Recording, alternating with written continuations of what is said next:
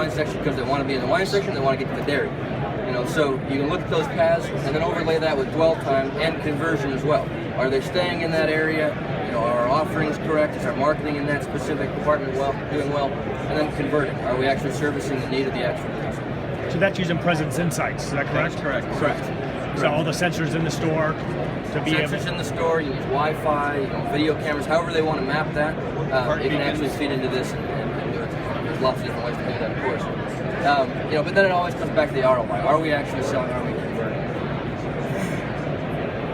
Looking at all this data, next step is, okay, well, where can we improve, right? So, VT Living, national chain, you know, one of the things that some of this cognitive can do is say, all right, chain-wide, okay? Chain-wide, you actually have an alert in your produce, okay? Dwell time is going down, conversions are going down, something's going on, you need to take a look at this, figure out why this is going on. Now, you don't have someone in each of these stores compiling this data in real time. They're not doing this every day, but all this data coming back in, come in through the cognitive space and say, all right, chain-wide, we're seeing these trends going down. It's outside the norm, let's figure out what's going on. You know, we might find that the drought in California is raising the prices of all of our, you know, produce, and you know, we're lifting it a little bit. We may have priced ourselves out of the sweet spot. People are going to walk away from it at that price. Can we move some, you know, product around, make it more tantalizing, or can we work with our pricing in that store to get that down so we can actually move this product? It's perishable. You're not going to want to sit there too long. So that's chain-wise. But also you can dig in at the individual store level as well. Let's say we get an alert for our store in Dallas, and there's an alert in this bakery saying people are spending a lot more time in there, but they're buying a lot less stuff. So you got a double whammy here. You have an opportunity, but you're not selling anything. Figure out what that is. Well, that store manager doesn't have a guy who's sitting there, timing everybody and looking at conversion rates. You can tell him, hey, take a look at this. This is what we're seeing. He goes in and says, oh, it looks like our bakery manager actually eliminated one of the bake cycles. So some of that stuff is sitting there longer. People are going around squeezing all the hamburger buns, trying to find the fresh ones, but they're all stale, so they're walking away. So let's take a look at that. Or, is there another issue in that store that we need to look at? So we can do it both company-wide, we can do it at the individual level. There's a huge amount of flexibility when you're dealing with this much data in real time. So that was our VT, in those chain-wide and in the locations. One of the other things that the IBM has right now is we just purchased a weather channel. So we have the most robust weather intelligence, thousands of different touch points all over the country, all over the world really. Highlighting this example, looking at Cleveland. Cleveland's a great town, right? But as an allergy sufferer, I struggle in the spring in Cleveland. Usually people are saying, using weather data for, hey, big storm coming in New England, the trucks are going to have a hard time getting in and out. It's kind of general stuff. You can drill down much further than that. We've got stores both up here in 441119 or 119 and 44134. Okay, we're on the lake, we're off the lake. Weather data coming in real time says, look, it's going to be a little bit colder on the lake, high winds, the pollen's going to get blown out of there. Don't worry about that. However, down here a little bit further inland, it's raining.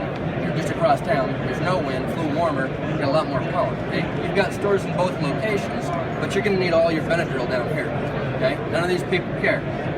I'm down here, and I'm suffering, and I don't care if I'm buying it from VT Living, Walgreens, CVS, it doesn't matter to me. I got to find this stuff because I can't see straight. Right? So I'm moving down here. Well, VT Living, if you're doing last mile distribution, whatever it is, or can you bring in some of this inventory from this store, shift it down here, you can make those decisions faster, in real time, better serve that customer need. You're not going to leave that money on the table. I'm not walking over to your competitor to find clarity. Okay? So we can do it, geographically, large scale, nationwide, globally. You can also drill down, in very microcosm of one specific city. So take all this stuff and let's go back to our Denver Marathon. Okay, we've got a dashboard through Demand Insights that says, all right, you have 5 geographic alerts in the Southwest. Okay, there's 5 places that you need to know there's something going on there. Let's drill into Denver here and say, all right, again, all the unstructured data and structured. We've got social media.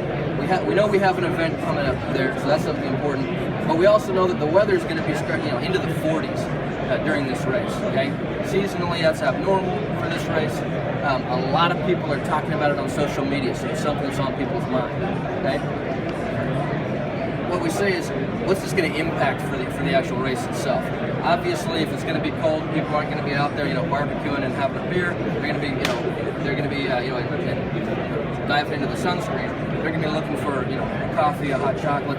Oh, I might need to buy some gloves for that, a beanie, something like that. If that's within our category that we serve, we then shift that up. We shift the inventory for a specific event in real time, so that it's not, we're out of hot food and cocoa by 10 o'clock, and everyone's, wandering off trying to find it somewhere else. What that'll do, obviously, for us is the race happens on a Sunday. People aren't usually buying hot food on Sunday. Our deli's not even open, really. But going to the race, we can shift a huge amount of our effort to that and capitalize on a large ROI on that day. When otherwise, we're gonna, that's gonna go unlifted there for our store.